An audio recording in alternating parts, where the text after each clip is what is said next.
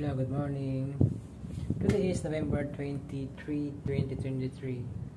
So, kung ngayon anniversary namin ng aking pinakamamahal, my one in only lover, my wife is Sarah.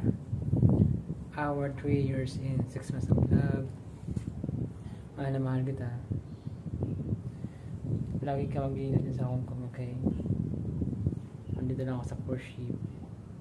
Yan. Nasakapan kami ngayon sa Cozumel, Mexico. Malapit na kami dumang sa lupa.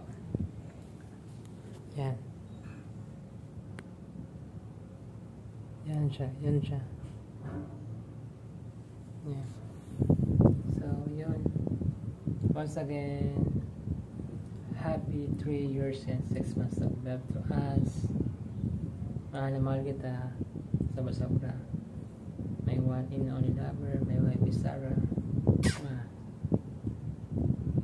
Lagi ka mag-iingat dyan sa Hong Kong, okay? Love you.